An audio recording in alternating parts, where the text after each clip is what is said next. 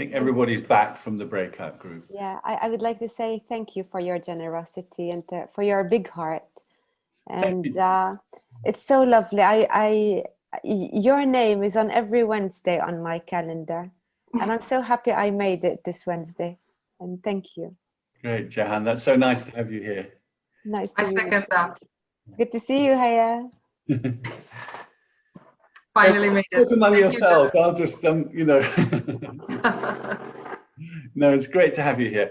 And I'm so excited about this new mini-series of 7 weeks about creative mind, because Steve really has, I mean, the most important thing about Steve is he has been doing his psychological and spiritual meditation practice since 1980. I think that is his biggest qualification. He's really done his internal practice, and it really shows in the material that he teaches, the way he interacts with people, and the way that he's including more and more into, you know, the generative field, we could call it. For those of you who don't know Steve Gilligan, he was one of the first NLP people and lived in a house with Judith Delosier. If you don't know about NLP, it doesn't matter. But there was a house full of bright young things who were students at the University of Santa Cruz, California. Judith Delosier, Leslie Cameron, Frank Puslik, and Steve, and with their friends Robert Dilts, and they were all students at the university when Grinder and Bandler founded the field of NLP. And Steve went off and modeled Milton Erickson, who was the, you know, the person who brought credibility to the field of hypnosis, a doctor and psychiatrist who brought hypnosis into the modern world. And that became Steve's speciality. He became the premier student of Milton Erickson and has been teaching it all over the world. And during that time, because Milton Erickson is so creative, he elicited in Steve's own creativity. So Steve wasn't just teaching, you know, what he'd been taught, it was generative. And his model went through several different iterations, including self-relations, which I loved, and then the generative self, and then generative change, which includes generative coaching and generative trance, and generative consulting. And so all of these evolutions of the combination of NLP and Erickson's work have been developed by Steve. And of course, generative change, Robert Dilts is the other founder of generative change. And so this creative mind is his latest evolution of all of this work. And he ran the first long program last year at the beginning of lockdown, and he's currently running the second program online at the moment. And I really think that this is really such a beautiful model. It incorporates all of the best things that Steve has learned from other people, but also all of his own depth of insight and ability. So I'm just so happy to be doing this with you. And I'm focusing on a particular element of this program with you, which is how to apply the principles of generative change to your own personal meditation, your own self-practice. And really the foundation of creative mind is that we ourselves need to be examples of what we're talking about, because we're a system, and when we work with another person, they're a system, and when we're working really well, when the magic happens, we become a single system. It's therefore crucially important that we do our own inner development work. And you can only take other people into the magic to the extent that you've been to those deep places yourself, that you have that level of integration yourself. So this model, which is in a sense what Erickson talked about, Erickson would say, you've got an unconscious mind, I've got an unconscious mind, and together something can happen. And so this model really, you know, promotes and sponsors and supports that view of Erickson that we need to do our own work ourselves. And Steve says that he won't accept coaching clients or therapy clients unless they have a daily practice, which I think is really a good thing to do, to have a daily practice, even if it's a 5-minute practice, or, you know, you can, some people have 5 minutes, some people have an hour and a half, to really bring your psychological resources to the fore, The first thing, can we not message if possible, unless it really is really necessary? Because chat distracts me as a speaker.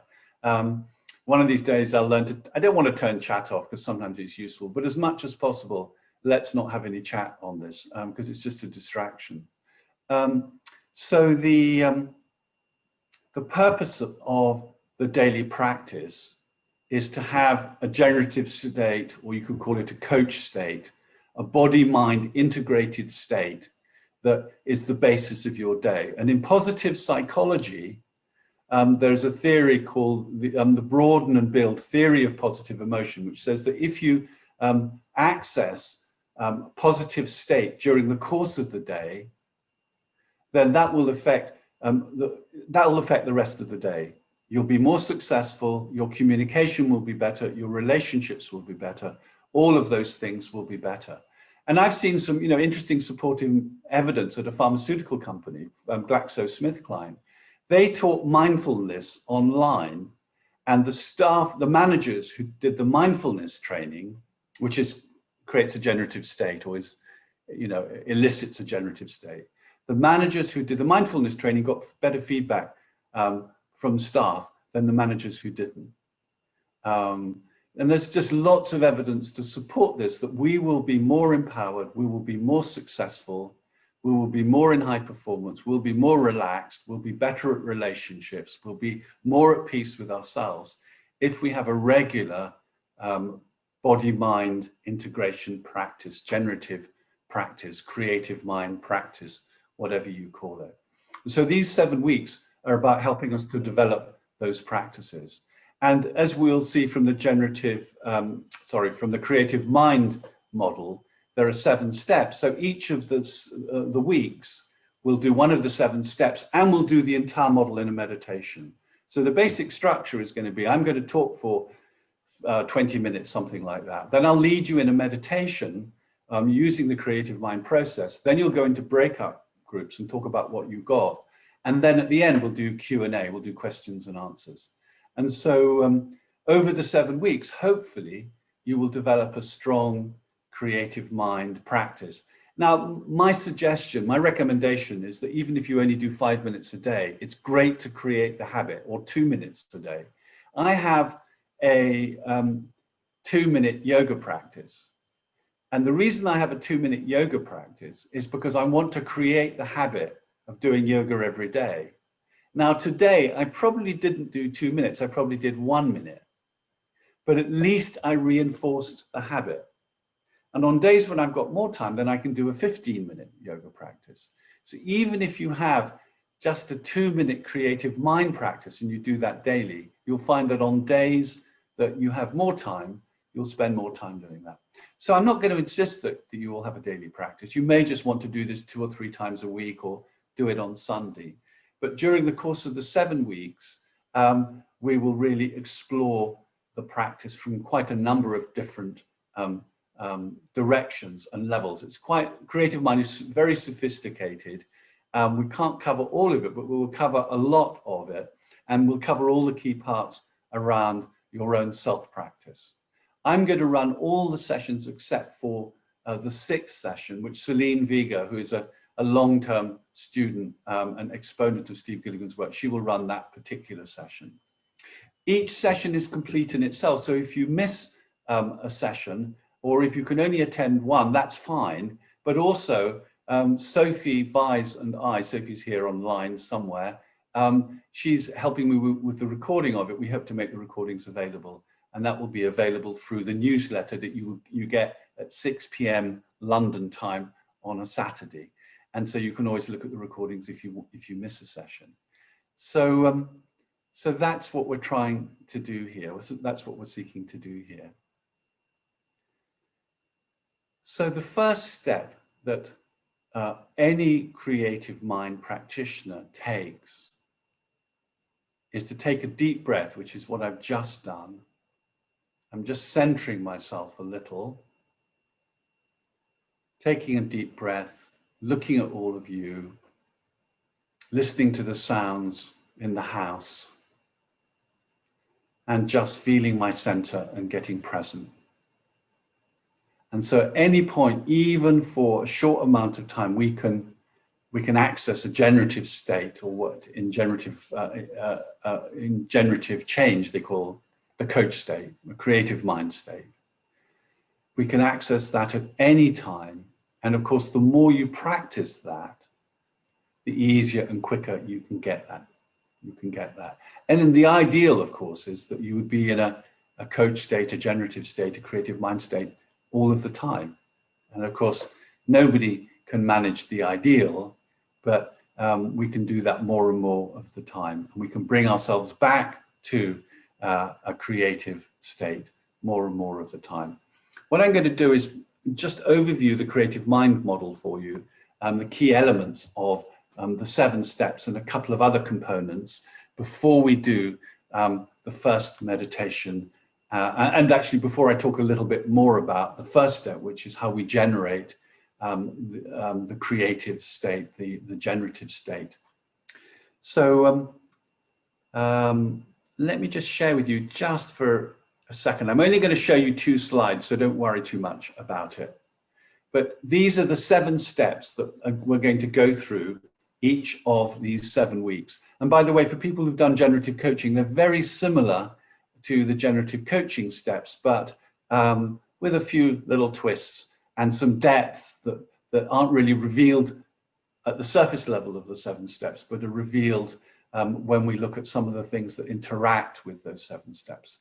So the first is, have a really good method that you are used to, that's a habit that takes you into a body, mind, emotion connected, spirit connected place, that connects all the levels of you, and that also connects you out into the field, broadening your awareness to include of everything that you're aware of. Those are the 2 key components. One is the sort of the depth of integration of yourself with your center or your centers. We'll come to that. And having body, emotion, mind, and spirit connected with each other, or conscious and unconscious. Gregory Bateson said, grace is the integration of multiple levels of mind, of which one extreme is consciousness and the other the unconscious. And so we're going to, well, that's the key topic for today. But then once we're in that deeply connected, relaxed state, we can say, well, what do I want today? Let me dream what it is that I want today. It could be today, or if you're in a major change process, you might dream of, finding the house that you want to live in, or managing your team well. You might set the same intention every day, or you might have an intention that is just for today. So you think about what is it that I want to reinforce? And we'll spend more time on that later, because it's good to have an image. It's good to have words, and it's good to have a feeling, and it can be good to have a gesture too, because this is a body-mind model, not just a mind model. And the second session, we'll spend a lot of time on the second step. The third step is about including resources or accessing our resources. And this in itself, I've run, long courses just on accessing resources, and we'll spend time on each of these sessions thinking more about all the resources that we want to access. So there are many different sorts of resources. There'll be 2 that I will mention to you right now, maybe 3. The first is all the previous experiences you've had in life when you were in the flow, or in high performance, or relaxed, or just chilling out but feeling great, or communicating well, or in great relationships. All the great moments of your life are resources. The one that many creative mind people use most is the mentors, the sponsors, the people who believe in you, who you've had in your life ever since you were born. Who are the people who look at you and say yes? They may have done that in one conversation. I have one school teacher who had a conversation that really reinforced positive possibility in me. Or it may be someone in your life who you meet every week. And it may be someone who's presently in your life, or it may be someone from the distant past. And really spending time trawling through our minds, our memories, to find every person who ever said yes to us. That is incredibly powerful. That process in itself will change your life. And so then we also welcome any obstacles to what it is we want. So if I say, I'm in the process of writing at the moment, and I'm in the process of talking to a publisher, and I've sent drafts of my introduction, which is going to create the shape for the whole book, to a number of different colleagues. And they're giving me great feedback, but it's not quite my voice. So I've got a little confused recently about, well, what exactly is my voice? How do I find my voice? So the intention, my intention is to, to find my voice. And I see that, I hear that, I feel that, I make an image of that, I make a representation of that. And then I might think about, I've written in the past, I've written a chapter in one of Steve's books in the past. I've written a book with Robert Dills. I've done different writing projects in the past. And those are all resources, aren't they? But there may be some obstacles as well. Some memories of not being very good at school, or difficulty with my twin brother who died of a heroin overdose, and sort of still some regret that I couldn't do anything for him at the time. So there may be some obstacles that come up, and then what you do is first you welcome the obstacles. We'll talk more about that. That's a super important part of the process. But also you once you know what the obstacles are and you've welcomed them, you say, what resources do I need to support me transforming these obstacles into gifts? Actually, these obstacles are resources that haven't been processed properly yet. And so then the fifth step is weaving resources and obstacles together, increasing your resources, working with the resources and the obstacles until everything gets aligned. And then the sixth step is then saying, great, I've got it all aligned. My resources and those emotional difficulties or lack of certainties or incongruences, they're all lined up now. I'm holding myself really well. And now let me imagine in my mind's eye, with soundtrack and feeling, walking forward into the future during the course of my day or my week or my month, carrying these resources with me. So it's not enough just to sit in the chair and have the resources. I want to imagine myself going forward into the future with these resources and holding any emotional vulnerability I have, any emotional sensitivity I have, holding it well so that it's all working together. And of course, one way to do that, for those of you who know about timelines, is to physically walk, to imagine, I'm standing on a spot that's now at the end of a room is another spot, which is the end of the day or a week's time or a year's time.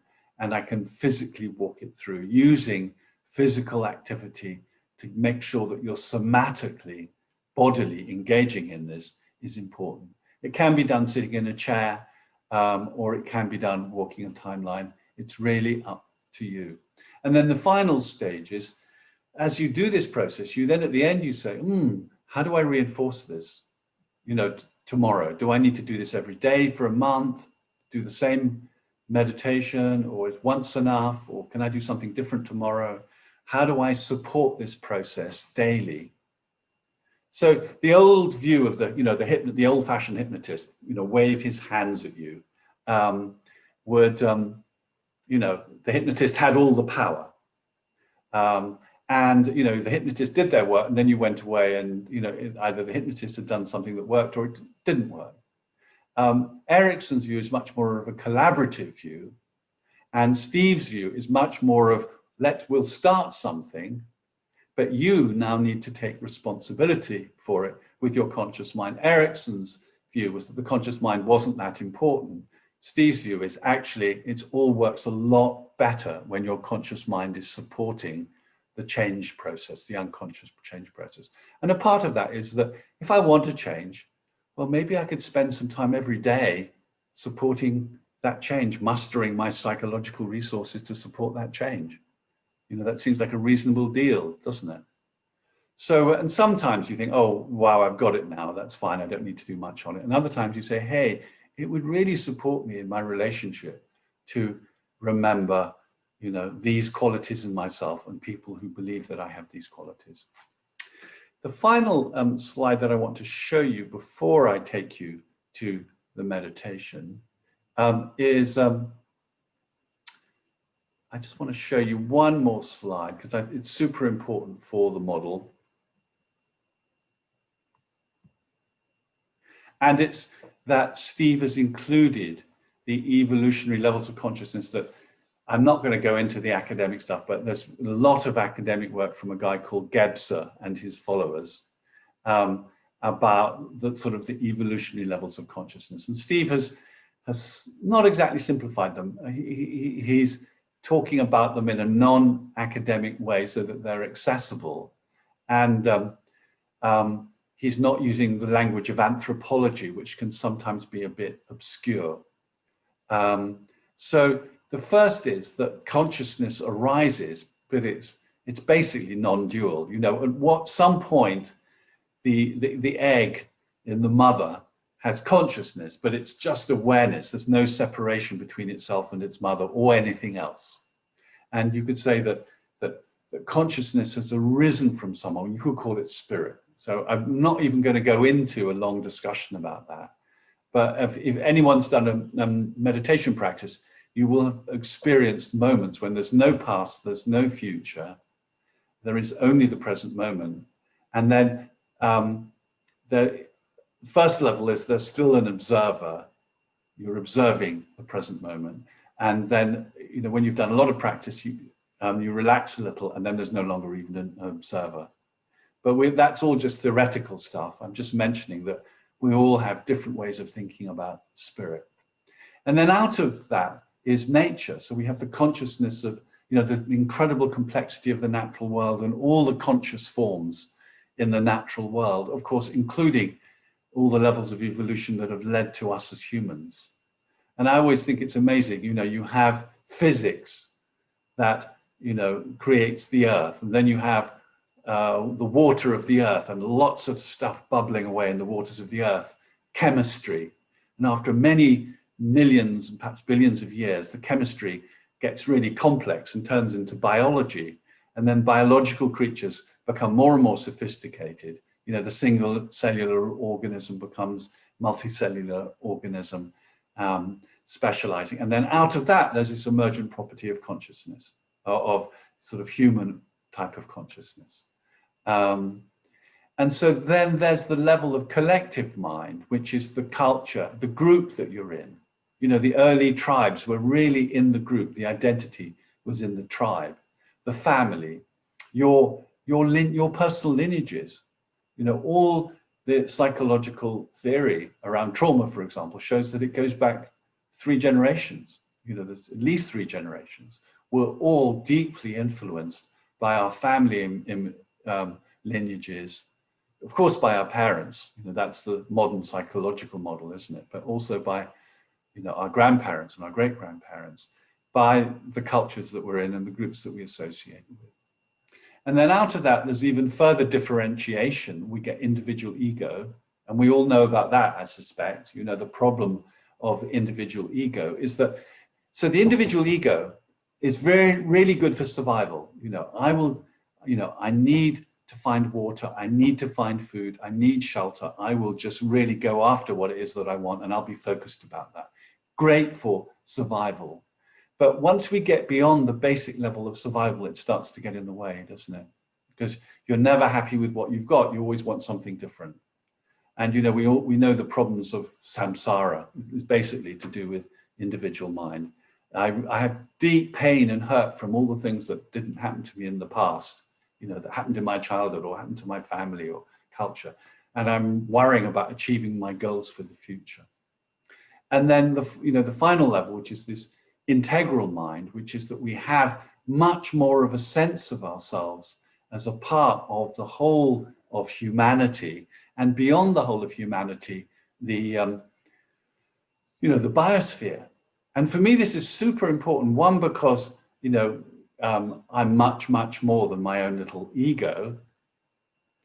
Two, I can call on much more than my own little ego. I've never been separate from nature. Every breath proves that I'm a part of the biosphere. Every glass of water proves that that I'm integral to nature.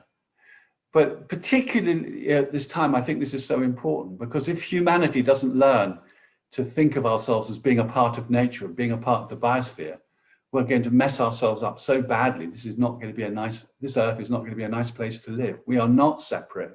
We can't take advantage of the natural world, of the biosphere. We can't just use all the resources without thinking about it. We have to come to some sort of balanced approach. So that's integral mind. And also with spirit as well. So you can talk about having a sense of awareness itself and connection to the whole of the cosmos, the whole of the universe. How did existence happen? How have I come out of emptiness into existence as a part of this universe? You can go to those places. And of course, those traditions are there to both give you psychological support and resources, and also to give you a sense of peace that you can't just get through, the transitory world. And we don't need to say much about that. But what's great is it's an integrated model.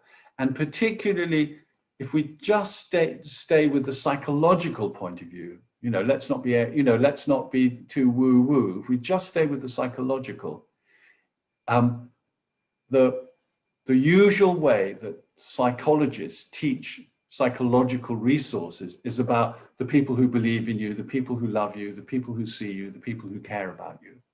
And also the experiences that you've had, that of empowerment, of success, of flow, of creativity, of connection.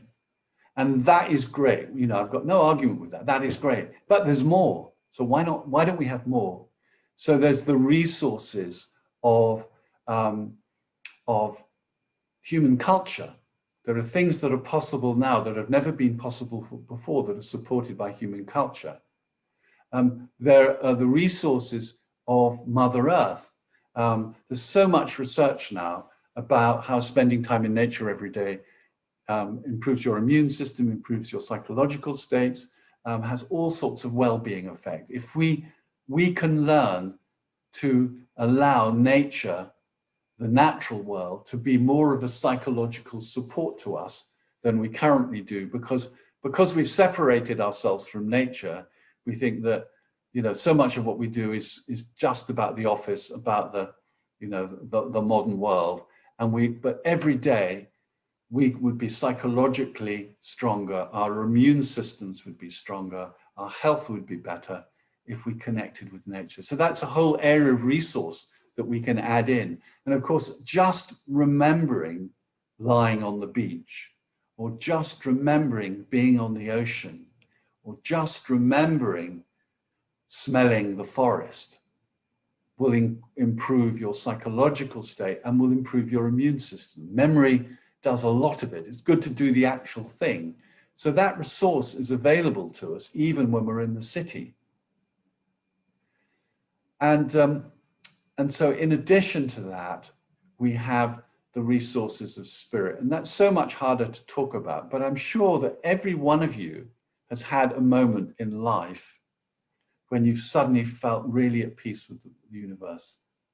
Maybe it was looking in a baby's eyes, or maybe it was towards the end of a holiday when you were so relaxed, you just felt yourself supported by life, or some other experience. But everybody's had that experience.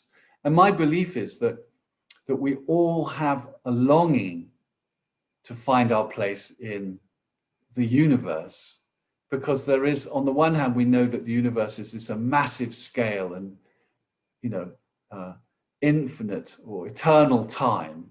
And on the other hand, we have this finite human body that's going to die. And we're living in this contradiction. And so I believe that every person has had an experience of what they've come out of, the ocean of existence. And every person has a yearning to have more of that. And when we connect to that, it's a very useful psychological, powerful psychological resource. And of course, for those of you who know about 12-step programs and addiction, calling on a higher power is one of the really powerful tools. And what's great with that sort of approach is you can have any sort of higher power you want. It's up to you how you imagine your higher power. So maybe it's Gandalf from Lord of the Rings or something. It's really, you have your own choice about it. So it's just increasing. One of the things that Creative Mind does is increase the range of resources that we can call upon through your own experience. And that's one of the things that I love about it. I'm going to take us into the meditation shortly, but the one last thing that I wanted to say that I think is really important about the Creative Mind approach is that the idea that everything is a resource, that all our disempowering feelings and disempowering experiences will become resources once we've applied some resource to them, that everything is coming with a message, with a value, with a possibility, and that it's not something to be fought or to changed or to be suppressed, but to be held in so much love, to sort of shorten the language, that that it becomes what we've learned from it, what it's calling for, what it's asking us for, what its need is part of something that's really important. That everything in our psychology is a message that can be listened to, welcomed, and used. That's one thing. And the other thing that Steve is really great at, because Steve has also, been a therapist for, since the year dot. He's done a lot of one-to-one work. So he's not, so he can work with stuck situations, stuck clients. And one of the other key components of the model is that we pay just as much attention and value, just as much resistance to change as we do to the desire to change. There's such, such an impetus in the coach or the psychologist to focus on the part of the person that wants to change, but not on the positive intention of the parts of us that don't want to change. And we need to really look deeply at it. It's not just enough to say, what's the positive intention in a superficial way, but to really get that, for example, some of my patterns helped me survive a childhood where my mother had post-traumatic stress, my father was alcoholic, my uncle died of a drug overdose, my twin brother died of heroin, and some of what I consider to be my dysfunctional patterns were what enabled me to survive. And I'm sure as hell not going to give those up until I'm really sure I've got something better. And I'm going to keep the value of those. So really valuing what's in your resistance to change as much as your desire to change. And then finding a way of bringing both of those together by applying appropriate resources. It's very, very powerful. And I just thought I'd read you The Guest House by Roomie. This being is a guest house.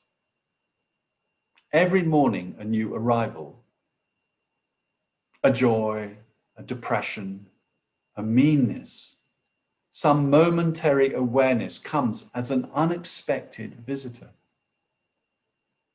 Welcome and entertain them all. Even if they're a crowd of sorrows who violently sweep your house empty of its furniture, still treat each guest honorably. He may be clearing you out for some new delight. The dark thought, the shame, the malice, meet them at the door laughing and invite them in.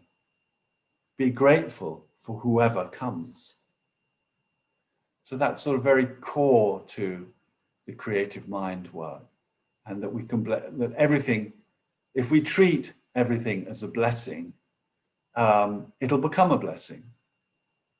And but not, let's not, also we don't want to be superficial around that. Hey, my mum just died, it's a blessing. We don't want to do that either. But at a deep level, something is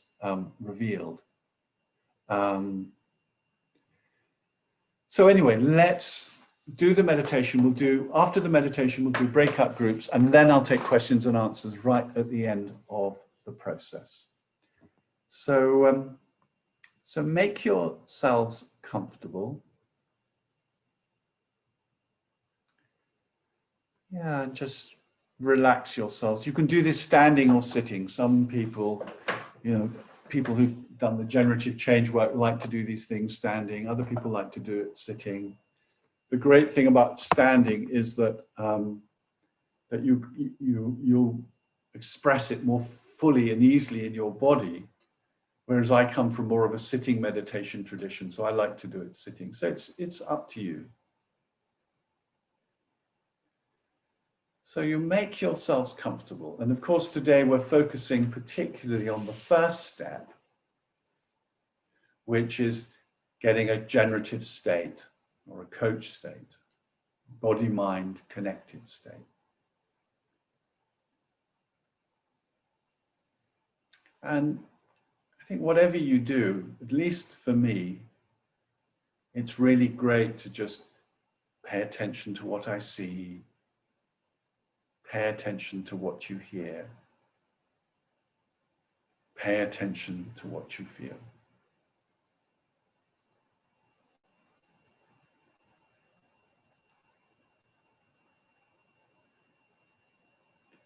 Just bringing yourself to the present sensations,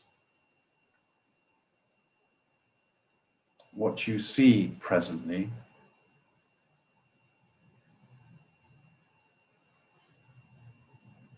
and what you hear.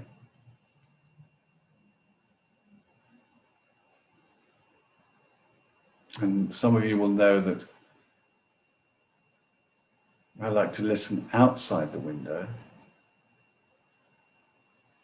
I like to listen to the sounds in the room. I like to listen to house sounds. And even if there's silence,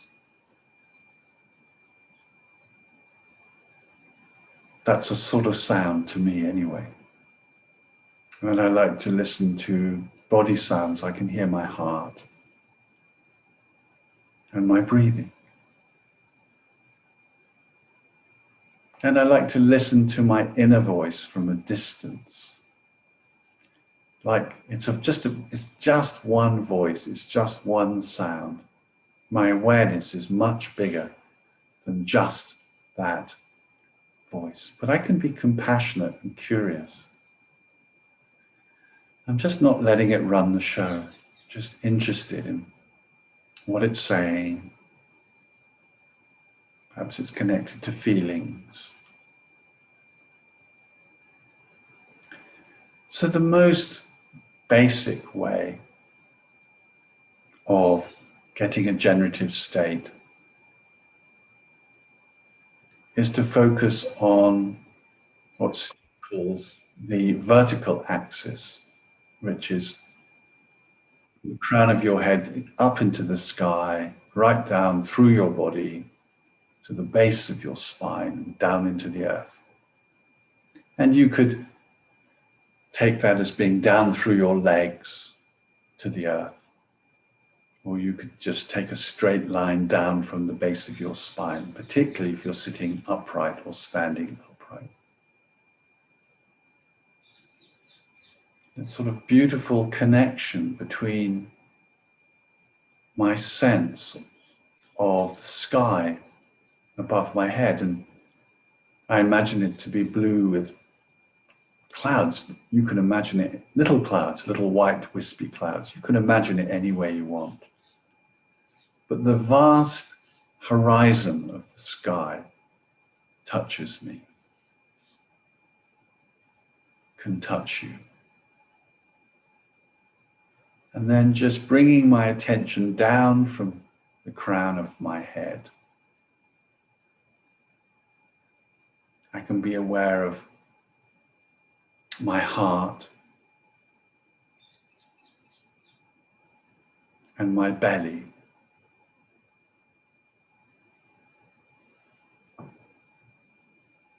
And then down into the earth, perhaps through my feet, It can be great to feel the sensation of your feet on the ground if they're touching the ground. To feel your physical connection to earth. To feel your connection to sky.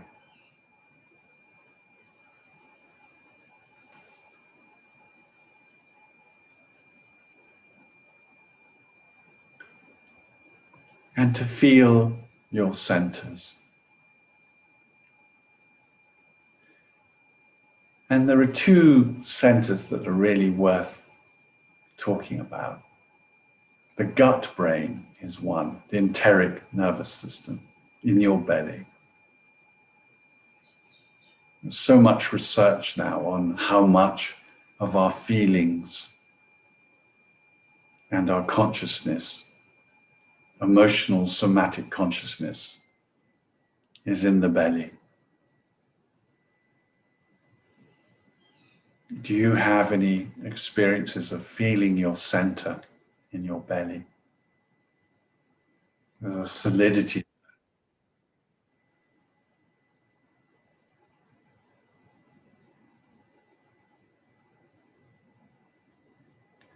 And at the very least, it's great to feel our belly, to breathe down through our nose, down into our gut, down into our belly.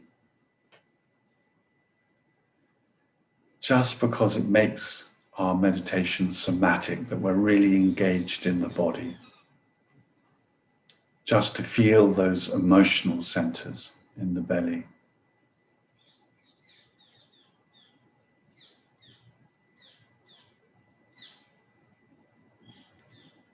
And the other important center is the chest or the heart. How is your heart feeling? There's research as well now about how much of our brain is connected with the heart.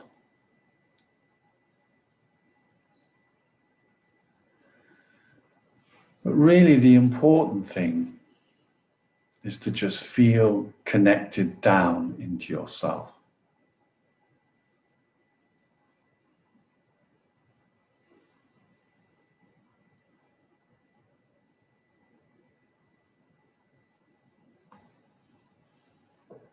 And also broadening out the horizontal dimension.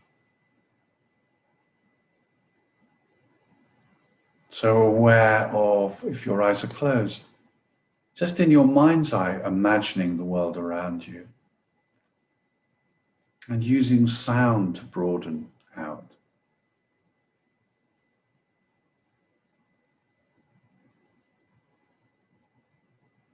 So it's deep down, the vertical axis between the crown of my head and the earth, and all the awareness in my body.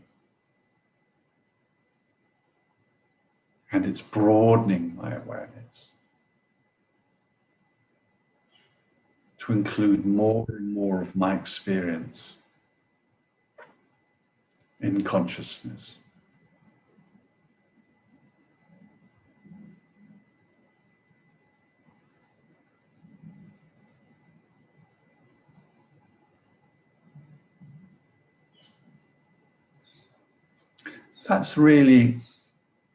This is a really great, essential method for centering and getting into a connected state.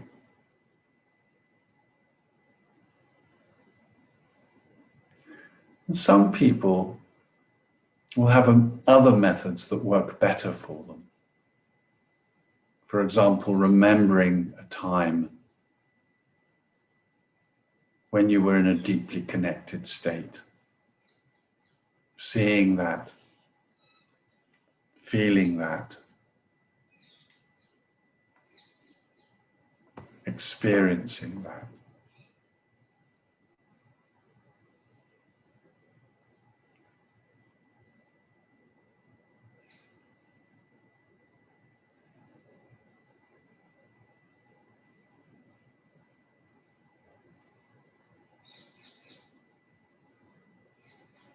Or you may have some process or ritual that you habitually use.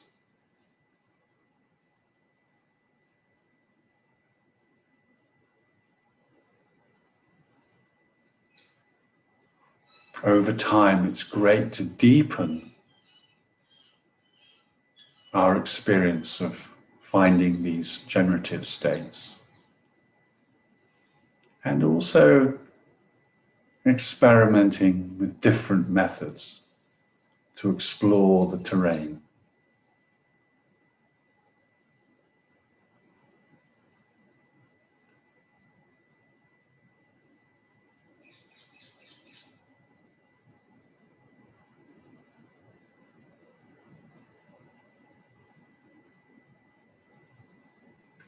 And I just like to put my attention on my breathing. So easy just to get into thoughts. And there's nothing wrong with thoughts, except they take up too much space sometimes. So by attending to my body, to my breathing, and feeling all of those little sensations as I breathe in, and feeling how far I can feel my breath down into my belly. It's really a great way of just keeping my attention.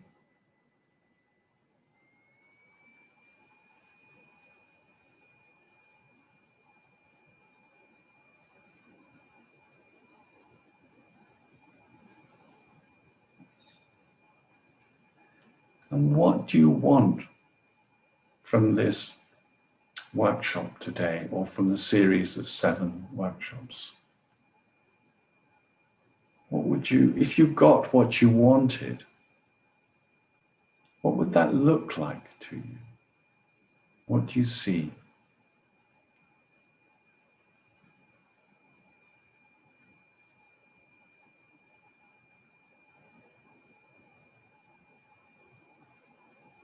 If you got what you wanted, how would that feel?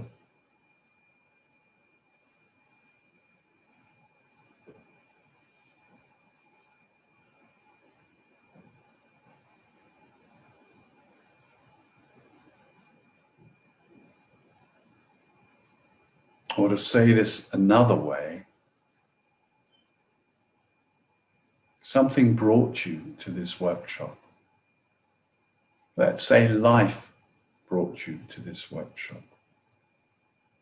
What does life want for you?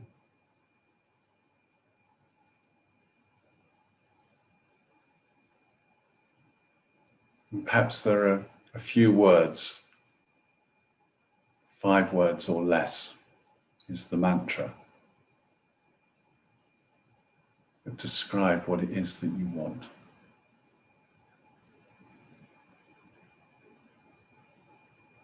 And so then you have an image of what it is that you want. You have feeling. You have a few words, not too many. And you might want to make a gesture. For some people, making a symbolic gesture of moving towards what you want is really helpful.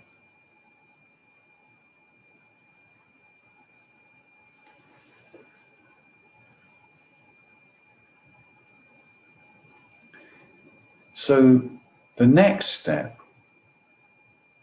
is accessing the resources we need to get this. But if any inner obstacles have come up out of turn, the unconscious mind, the deep mind, doesn't like to follow 7-step processes. So if your being doesn't do this quite in order, that's fine. Because actually, sometimes as soon as you think about what it is that you want, the emotional obstacle, some difficulty comes up. But nevertheless, just for the purposes of practice, while welcoming anything that comes up, let's focus on the resources. So what do you need to support you? Who in your life believes in you sufficiently that they believe that you could have this? What do they look like? See their face. Hear their voice and hear how their voice carries their feeling for you. This could be a friend. It could be a mentor or a teacher. It could be someone you met once. It could be someone from the community of saints.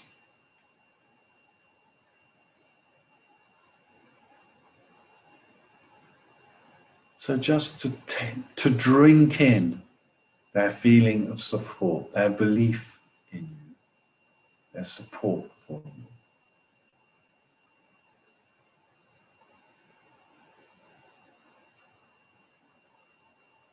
And for those of you who are familiar with these sorts of exercises, there may be more than one sponsor that comes. Over time, it's great to develop a circle of supporters. In the end, perhaps, a whole football field of supporters around you. But just starting one at a time, but feeling that support.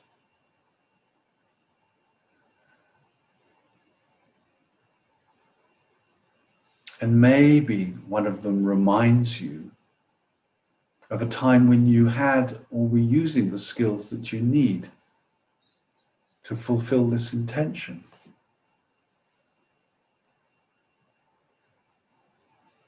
Perhaps one of the resources they suggest is to remember a time, feel it in your body, when you were doing what it is that you need to do to fulfill this intention.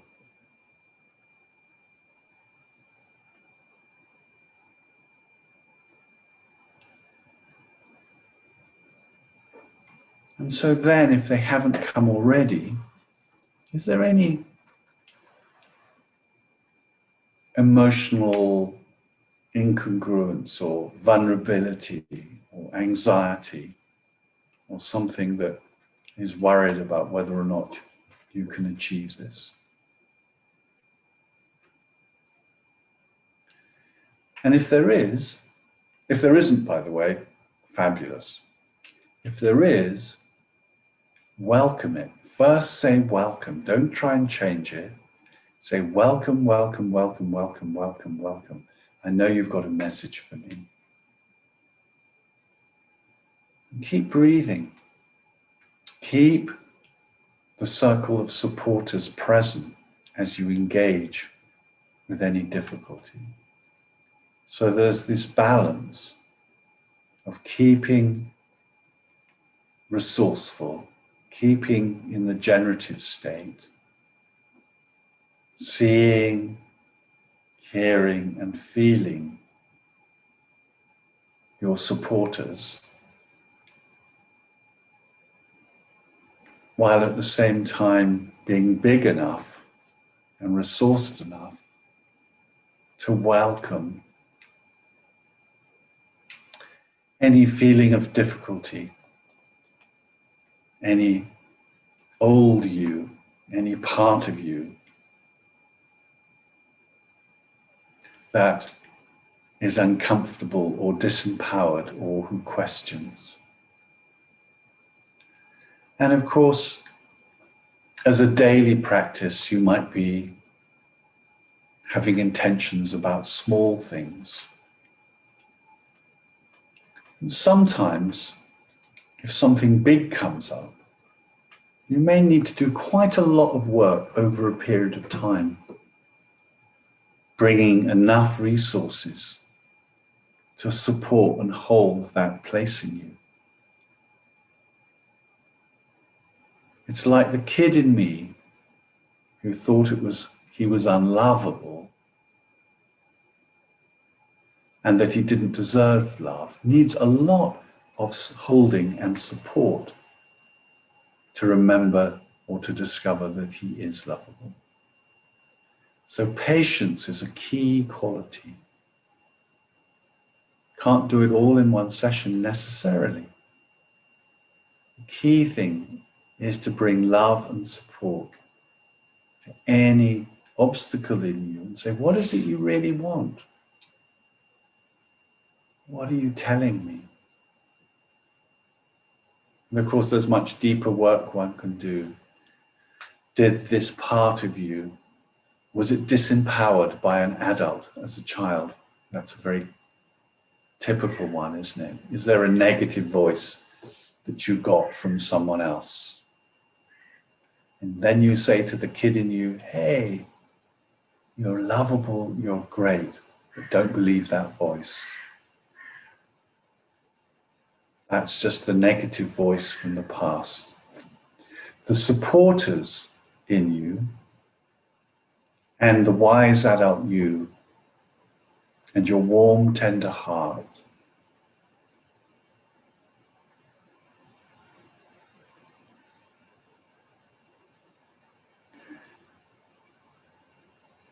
can tell the wounded parts of you, the wounded part of you, hey, I really care about you, but that belief, that isn't true about you. The warm, tender heart in you and the wise adult mind in you knows that any negative messages in your system are not useful or supportive. Disempowering messages are not healthy.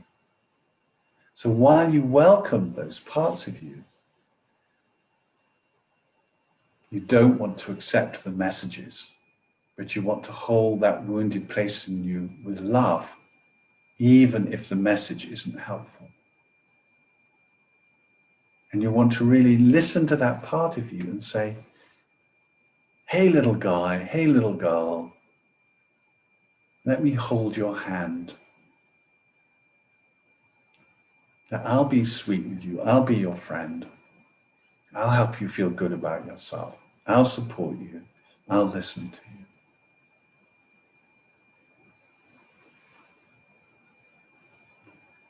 And so this process of bringing in more resources, bringing the resources to bear on any inner difficulty, continues, building a relationship with any inner obstacle that needs to be healed or held. And just to be aware that sometimes that healing or alignment relationship can be done in a single session. And sometimes it takes longer. Just building a relationship that you can revisit tomorrow or next week is a good starting place. So it's bringing that patience and love to bear.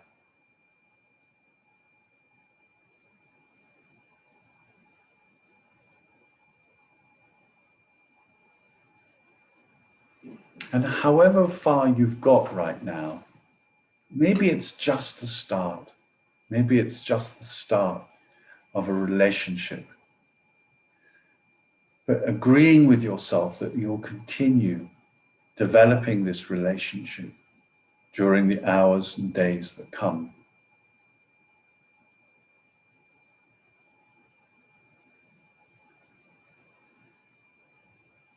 Just imagining holding places in you that need to be held, supporting yourself, being sweet and kind with yourself on the journey to fulfilling your intention whether it's an intention for today or an intention for the series of 7 workshops, or the intention for this part of your life.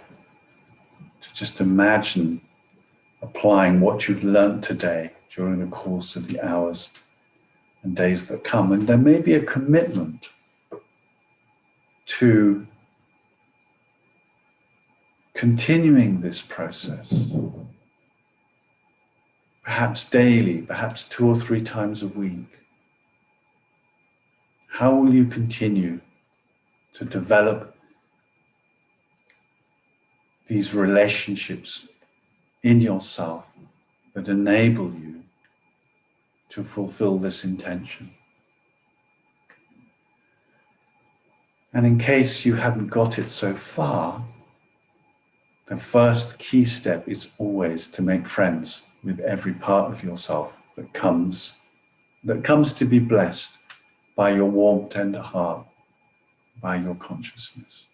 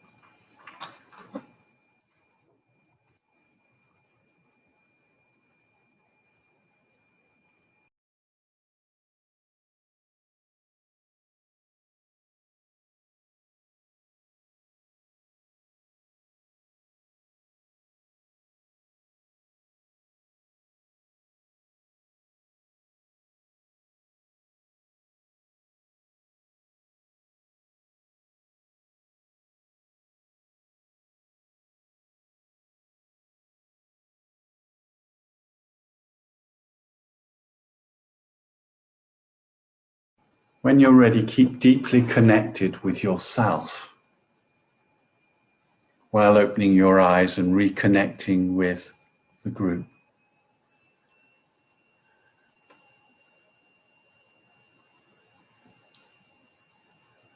And just staying in this deeply connected place. We're going to go into groups of 3 or 4. One person will get to talk about, what did I learn from today? What was my goal from the session today? What did I get from the meditation? And the other people just listen and say, tell me more. Use a little bit of reflective listening, i.e. repeating back to them what they said. Just really bringing your full attention and your heart to the person who's speaking. Don't leave your screen. Don't think you can just wander off. Really be present. Bring your heart and your attention to the person who's talking. You're not going to give any advice. You're not going to give any coaching. And please also don't sell your services. Occasionally people have tried to sell their services. Just really be present with the person. In a group of 3, each person will get 10 minutes to talk while being listened to. You can ask questions like, tell me more about this. And if you want to in the 10 minutes, if you really feel you have a suggestion, you can do it in the last minute. But first ask permission.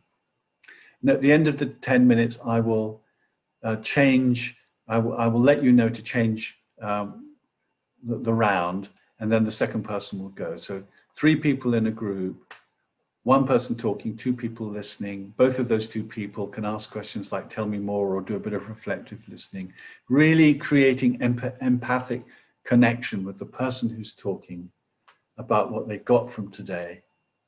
And in the groups, I will do, the groups of 3 will do their own timing because it's 10 minutes per person. The group of 4, I will do the timing because it's, 7 minutes per person. So the exercise starts now. I'm just going to check one thing.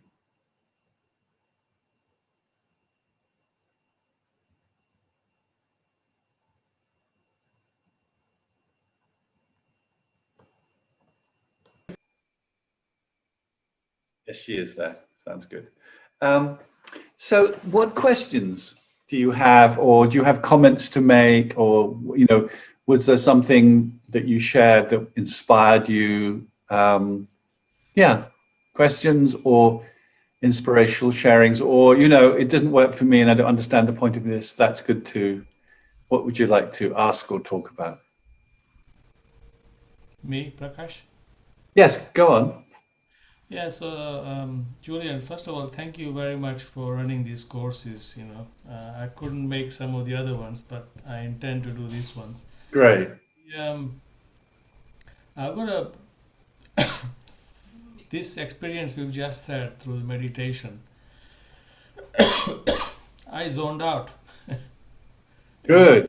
After 5 minutes, I was almost in trance state, complete trance, right? I came in and out of trance as you were talking, but it was trance all the way, you know. Great. But it is interesting in that asking myself, am I in this trance state or am I just making it up, you know? And keep analyzing, you know, what's this trance state like? So I think you've just had an experience of yeah, it. I think. I had an experience of it, but not one where I would need to be, you know, alert and listening to people, you know. But I mean, one step at a time. Have you done this work, this sort of work before? Have you done trance work or hypnotic work or this sort of meditation work before? I've done meditation work, and I'm on the Steve's course at the moment, right? Yes, because so it's like one step at a time. You know, you mentioned the first step, which is, what is this thing? Is this called trance? Am I just faking it? Am I in it? Am I not? So that's the first step. And then you know, for you, because you're quite cognitive, you've got a good mind, and there's nothing wrong with, you know, it's great to have a good mind. Thank God that you know, you've got a good mind. And then there's the sort of, but then your unconscious said, stuff this, he's thinking too much. So your unconscious put you into this deep state where you were just like in this sort of dreamlike state. And that is great. And so just allow that, you know, welcome that. That's a demonstration that you know, your unconscious mind, you're working well with your unconscious mind. And that's great for a while. And obviously, you know, if you, I mean, I actually once with a client, and I had a client at 4 o'clock in the afternoon. It was many years ago, and I hadn't had enough sleep the night before. And I did a hypnotic induction on the client, and then I fell asleep, and I woke up to find the client staring at me. And so fortunately, they were, you know, a good, you know, a friendly client. But so the stage beyond that is that Steve used to describe it as being, you take an eraser, that's the American word for rubber. Rubber means something else in American. But you take an eraser and you keep rubbing away all the fogginess and all the trance stuff. What you want, what he is going for, is like this crystal clear awareness. Yeah. So it's different to the old hypnotic style, where you wanted was your person's head to droop, and you know, then you could say behave like a chicken, and they behave like a chicken. You know, it's that sort of very old sort of fashioned type of stuff. So Steve, and he mentioned this just the other day, was, you know, it was like, we want that deeply connected place, and we want intentional conscious awareness as well. But if you're at the deeply connected place and you haven't got intentional conscious awareness, at this point, don't worry about it. It'll just work itself out. All you need to do is more practice. Then you'll find the balance. It's just about, you know, it's like when you first learn to ride the bicycle, say, hey, this is great, but I'm a bit wobbly. And then after a while, you'll be less wobbly. Gian Enrico, just speak. Thank you, Prakash. Enrico, just speak, and you will. Thank you very much for this event and for this seminar. First of all, my impression was that I do this process almost every day. Great, great. In this a little bit different generative coaching setting. Yes. I think the last two or the last two steps are a little bit different, but yes, in the whole it's very, very similar. It's just very similar. Yeah. And sometimes I also mix it up with the Kavajan that comes from the Kundalini yoga. Yes. I think also in England it's very common. No? We are much more near to India than we here in Europe. And so it was like how can I say, it was a required refresh. What do you do with me, you know, because it was more intense. What following your process, I was like Prakash, also in a deep trance, following your, and it was like a refresh of this process, and it was much intenser, intenser, higher. Yeah, more intense. Yeah, that's fine. More intense than to make it by myself, and so it was great. And I hope to take this intensity in my everyday practice. Great. No, I mean, it's always great, you know, it's always great to relax and listen to someone else leading one through a meditation like that. And, you know, two minds are better than one. So, you know, one mind can relax and just be on the receiving end, the other mind can do the leading. And that's a beautiful thing. When we do it on our own, we're more integrated, but it may be less deep. You know, although actually, if you've done a lot of trance work type of stuff, someone like Angela here can go very deep on her own. But it's always great to have someone lead you. And, you know, sometimes I've used hypnotic, you know, audio tapes or guided meditation tapes, just because then I can relax and let someone lead me. Many years ago, there's a thing called double induction, where you have one person talking in one ear and one person talking in the other. So I made a recording of doing an induction. Then I made a recording on top of it. And then I had two voices of me talking to me. And that was really super powerful. So just play, experiment. I think one of the things that's great is that, so the unconscious has infinite potential, infinite possibility. It's, you know, it's the quantum field. That's the way Steve will talk about it.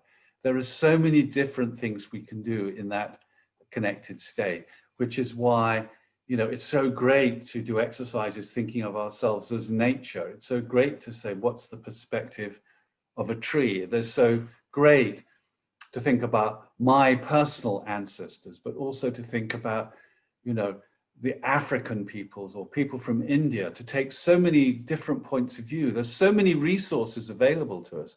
So it's, you know, we get familiar with one method that's great for us. And then we go to somebody else and they say, hey, what about being the sun? Or what about, you know, talking to the bird in your garden? You know, there are so many possibilities, so many ways of getting information from the field. So there's sort of everything that exists is the field, you know, we could tap into anything through this type of meditation. And I think, you know, I wouldn't quite say the more the better, but it's great to have a real variety. For example, I haven't done much with my personal ancestors. I've avoided looking at them, but now I'm going to do some exploring back using these methods to my personal ancestors, for example. Thanks, Gianrico. Who wants to go next? Oh, Nessa, go ahead. First, thanks a million, Julian. It was an excellent session. I learned so much and very valuable. So really appreciate it and appreciate you doing these sessions. Just a very quick question about standing during the meditation. I found I wanted to move. Is that all right too? While I'm standing? It's beautiful. Okay. I mean, a movement is really, really great. I've just had a long habit of Buddhist practice of sitting on a cushion, very still on a cushion, but actually a lot of generative change and creative mind people do all of this stuff standing and moving and dancing. And in fact, I also have a dance practice, so I haven't quite brought the two together. I have my sitting practice, I have my dance practice. And in fact, there are some real benefits of a sitting practice, just really finding that still place. And there's also real benefits. The benefit of the moving practice is that you want it in your body, you want it in your muscle. You know, the emotional centers are in the gut. There's all the love stuff's happening in the heart. It's physically in your body. When you use your limbs, you move your body. So it's really very, very powerful and beautiful way to do it. At the moment, I'm spending 3 hours a week with dance practice on a Tuesday and a Saturday, you know. So, you know, movement is really important. I might take up Tai Chi at some point. That would be a great integration practice. So, yeah. So it's, you know, old psychotherapy was very mental. Then it, you know, and we need to include the body, and that's what's happening now, combination of the two. Thank you, Nessa. Should that be a conscious movement, or because I would have thought if you're consciously moving, it's going to take away your, you know, your concentration from. Actually, you want unconscious movement. It's unconscious movement. Yeah, so you want to just, it's not like, you know, like this, but it's just like, what needs to move, what wants to move right now? So it's like asking your body how it wants to move, rather than saying, I'm going to move my body. So it's almost moving without you knowing you're moving, sort of. Just feeling your body, and just feeling your body and saying, is there a movement that wants to come? Perhaps there isn't, you know. I know someone who, she just starts, her fingers just move like this. And then after about 10 minutes, her hands stop. And then, you know, and then slowly, and by the end of 20 minutes, her whole body's moving. But it just starts like that. I find that quite weird, but interesting. But anyway. Yeah, so you probably don't have a movement body practice. But I see it still, yeah. Yeah, so it doesn't, I wouldn't, see, what I would do is develop where you already have something happening. That's what I would take what you have happening deeper. So if you have a great sitting practice, take it deeper, broaden it. Start where it's working and broaden it from there. And then, you know, you might try a 5 rhythms class sometime, or, you know, try something that involves allowing spontaneous movement. But maybe that's not for you. Well, I love dancing, but yeah. But you might be doing conscious dancing. Well, yeah, when I listen to live music, yeah. So, but I never associated the two, sort of thing. Yeah. Well, maybe put some music on privately and see what happens. Do some dancing privately and see what happens. I do that a lot. Great. Well, that's probably, well, that sounds good to me. So, okay. Thank you, Judith. I realize we're almost on time. I'm going to try an experiment. Well, not an experiment, actually, because the numbers are, we've still got 2 screens. What I'd like to do is, as a way of sort of finishing, is to have everybody unmute themselves and reasonably slowly tell us a word about how you feel. And if somebody talks over you, just pause and repeat yourself. And this will take 2 or 3 minutes, given we've got 40 people here. So unmute yourself and just quite loudly, just say how you feel. Peaceful. Motivated, enlightened, motivated, exhausted, very tired, very tired, exhausted, inspired, exhausted, inspired, Curious. patience, Fantastic. excited, Interested. Enlightened. interested, Unfocused. Connected. Reassured. Tired. Touch. Grateful. inspired, Serene. moving, Reconnected. changing. Curious. Mm. Mm. Mm. Mm. Mm. Mm.